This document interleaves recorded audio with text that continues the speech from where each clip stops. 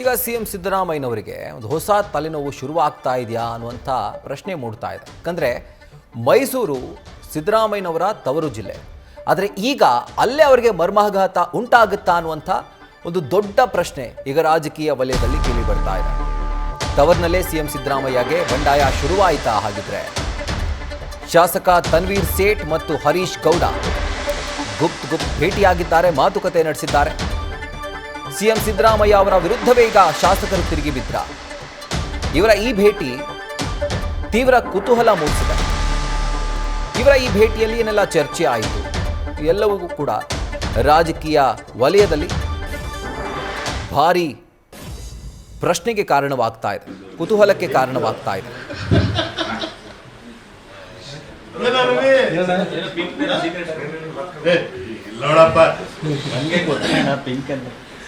ಅದೇನ್ ಗೊತ್ತಾ, ಬ್ಲೂ ಅಂದಾಗ ಗಂಡು ಅಂತ, ಪಿಂಕ್ ಅಂದಾಗ ಹೆಣ್ಣು ಅಂತ. ಆಯ್ತಾ, ಆಫ್ ಮಾಡೋ.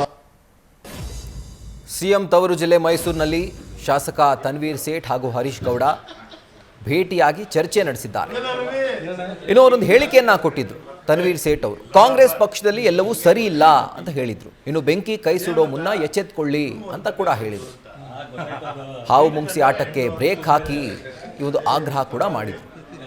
ಶಾಸಕರನ್ನ ಸಚಿವರು ವಿಶ್ವಾಸಕ್ಕೆ ತೆಗೆದುಕೊಳ್ಬೇಕಿತ್ತು. ದೆಹಲಿಗೆ ತೆರಳಿ ಸುರ್ಜೇವಾಲಾಗೆ ದೂರು ಕೊಟ್ಟಿದ್ದಾರೆ ಈಗಾಗಲೇ ತನ್ವೀರ್ ಸೇಠ್ ಅವರು. ಇನ್ನು ಹರೀಶ್ ಗೌಡ ಅವರು ಹೊಸಬರಿಗೂ ಸಚಿವ ಸ್ಥಾನ ನೀಡಿ ಅಂತ ಹೇಳಿದರು. ಇನ್ನು ನಮ್ದು ಯಾವ ಬಣ ಅಂತ ಕೇಳ್ತಾರೆ ಜನ, ಜೊತೆಗೆ ಹೈಕಮಾಂಡ್ ನಾಯಕರು ಕೂಡ. ಡಿ.ಕೆ. ಶಿವಕುಮಾರ್ ಅವರ ಕ್ಯಾಂಪ ಅಥವಾ ಸಿಎಂ ಅವರ ಕ್ಯಾಂಪ ಅಂತ ಕೇಳ್ತಿದ್ದಾರೆ. ಅಧಿಕಾರ ಹಂಚಿಕೆ ಬಗ್ಗೆ ಜನರಿಗೆ ಹೈಕಮಾಂಡ್ ಸ್ಪಷ್ಟಪಡಿಸಬೇಕು. ಅಸಮಾಧಾನದ ಹೇಳಿಕೆ ಬೆನ್ನಲ್ಲೇ ಇಬ್ಬರು ನಾಯಕರು ಈಗ ಗುಪ್ತ್ ಸಭೆಯನ್ನು ನಡೆಸಿದ್ದಾರೆ. ಅಂಡ್ ಈ ಸಭೆ ರಾಜಕೀಯ ವಲಯದಲ್ಲಿ ತೀವ್ರ ಕುತೂಹಲಕ್ಕೆ ಎಡೆ ಮಾಡಿಕೊಟ್ಟಿದೆ. ಇನ್ನು ನಮ್ಮ ಪ್ರತಿನಿಧಿ ರವಿ ಪಾಂಡವಪುರ ಹರೀಶ್ ಗೌಡ ಅವರೊಟ್ಟಿಗೆ ಮಾತುಕತೆ ನಡೆಸಿದ್ದಾರೆ, ನೋಡೋಣ ಬನ್ನಿ.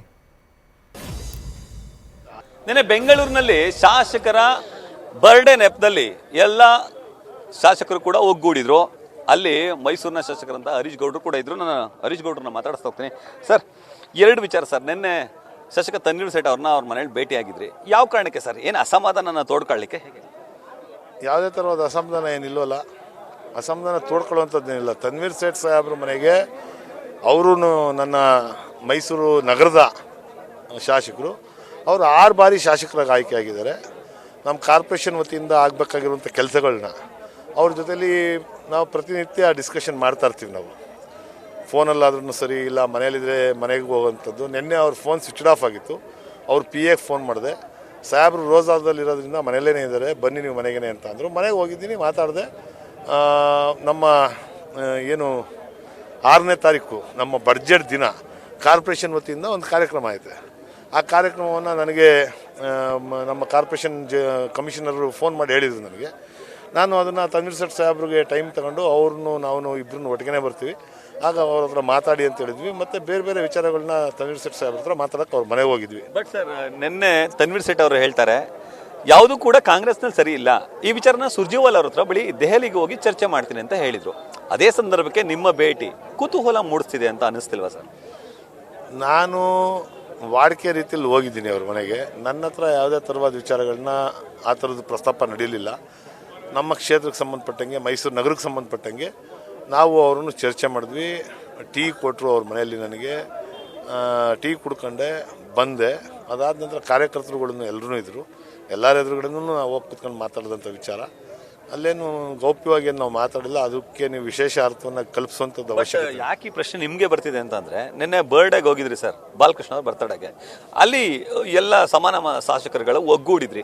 ಅಲ್ಲಿ ಬಾಲಕೃಷ್ಣ ಅವ್ರು ಹೇಳ್ತಾರೆ, ಇದೇ ಥರ ಪರಿಸ್ಥಿತಿ ಬಂದರೆ ಮುಂದೆ ಕಾಂಗ್ರೆಸ್ ಅಧಿಕಾರಕ್ಕೆ ಬರಲ್ಲ, ಕಾಂಗ್ರೆಸ್ನವರೆಲ್ಲರೂ ಸೋಲ್ಬೇಕಾಗತ್ತೆ, ಇರೋ ಗೊಂದಲನ ಬಗೆಹರಿಸಿ ಅಂತೇಳಿ ನಿನ್ನೆ ನೀವು ಕೂಡ ಹೇಳಿದ್ರಿ. ಗೊಂದಲ ಏನು ಅಷ್ಟೊಂದು ಇದೆಯಾ ಅಂತ ಹೇಳಿ? ಯಾಕಂದರೆ ಒಂದೆರಡು ತನ್ವೀರ್ ಸೇಠ್ ಅವ್ರು ಕೂಡ ಹೇಳಿದ್ರು. ಅದಕ್ಕೆ ನೋಡಿ ಸರ್, ಮೈಸೂರು ನಗರದಲ್ಲಿ ಚಾಮರಾಜ ವಿಧಾನಸಭಾ ಕ್ಷೇತ್ರಕ್ಕೆ ಸಂಬಂಧಪಟ್ಟಂಗೆ ನಾನು ಗೆದ್ದಿರುವಂಥ ಈ ಕ್ಷೇತ್ರದಲ್ಲಿ, ಜನಗಳು ನನ್ನನ್ನು ಆಯ್ಕೆ ಮಾಡಿರುವಂಥ ಈ ಕ್ಷೇತ್ರದಲ್ಲಿ 1400 ಕೋಟಿಗಿಂತನೂ ಮಿಗಿಲಾಗಿ ನಾವು ಇಲ್ಲಿ ಕೆಲಸವನ್ನು ಮಾಡಿದ್ದೀವಿ. ಹೆಲ್ತ್ ವಿಚಾರ ಆಗ್ಬೋದು, ಎಜುಕೇಷನ್ ವಿಚಾರ ಆಗ್ಬೋದು, ಮತ್ತು ಫಂಡಮೆಂಟಲ್ಸ್ ವಿಚಾರ ಆಗ್ಬೋದು. ಎಲ್ಲ ಥರದ ವಿಚಾರದಲ್ಲೂ ಇವತ್ತು ನೀವು ಬಂದು ಇಲ್ಲಿ ನೋಡ್ತಾ ಇದ್ದೀರಿ. ಇಲ್ಲಿ ಹೆಚ್ಚು ಕಡಿಮೆ ವಾರ್ಡ್ ನಂಬರ್ 2ರಲ್ಲಿ ಇವತ್ತು ನಾವು ಇಲ್ಲಿವರೆಗೆ ಒಂದು 15 ಕೋಟಿ ರೂಪಾಯಿ ಅಷ್ಟು ಅನುದಾನವನ್ನು ಕೊಟ್ಟಿದ್ದೀವಿ. ಈಗ ನೀವು ನೋಡಿದ್ರಿ ಇಲ್ಲಿ ಹೆಚ್ಚು ಕಡಿಮೆ ಸಾವಿರಾರು ಜನ ಸೇರೋರೆ. ಇದು ಚರ್ಚೆ ನಡೀತಾ ಇಲ್ಲ ನಮ್ಮ ಪಕ್ಷದಲ್ಲಿ. ಯಾವ್ಯಾವ ಕ್ಷೇತ್ರದಲ್ಲಿ ಏನೇನು ಅಭಿವೃದ್ಧಿ ಕಾರ್ಯಗಳು ನಡೀತೈತೆ ಅಂತ ಅನ್ನೋದು, ಮತ್ತು ಸರ್ಕಾರದಿಂದ ಏನೇನು ಅಭಿವೃದ್ಧಿ ಮಾಡ್ತಾ ಇದ್ದೀವಿ ನಾವು ಅಂತ ಅನ್ನೋದನ್ನ ಯಾರನ್ನೂ ಚರ್ಚೆ ಮಾಡ್ತಾ ಇಲ್ಲ. ಬಟ್ ನೀವು ನಿನ್ನೆ ಹೇಳಿದ್ರಿ ಸರ್, ಜನ ಕೇಳ್ತಾರೆ ಡಿ ಕೆ ಬಣನ ಸಿದ್ದರಾಮಯ್ಯ ಬಣ ಅಂತ ಹೇಳಿ. ಅದೇ ತರ ನಿಮಿಷ ಕೇಳೋಣ, ಪೂರ್ತಿ ಹೇಳೋರ್ಗ ಇದ್ರ ಬಗ್ಗೆ ಚರ್ಚೆ ನಡೀತಾ ಇಲ್ಲ, ಅಭಿವೃದ್ಧಿ ಕಾರ್ಯಗಳ ಬಗ್ಗೆ ಚರ್ಚೆ ನಡೀತಾ ಇಲ್ಲ. ಮುಖ್ಯಮಂತ್ರಿ ಬದಲಾವಣೆ ಆಯ್ತಾರ, ಬದಲಾವಣೆ ಆಗಲ್ವಾ, ಯಾರು ಆಯ್ತಾರೆ, ಯಾರು ಆಗಲ್ಲ. ಇದೇ ಚರ್ಚೆ ಮಾಧ್ಯಮದಲ್ಲಿ ಮತ್ತು ವಿರೋಧ ಪಕ್ಷದ ಶಾಸಕರುಗಳಿರ್ಬೋದು ಎಲ್ಲರನ್ನೂ ಅವ್ರು ಮಾತಾಡೋದ್ರಿಂದ ಸಾರ್ವಜನಿಕರು ಸಹ ಅದ್ರ ಬಗ್ಗೆ ಜಾಸ್ತಿ ಚರ್ಚೆ ನಡೀತೈತೆ.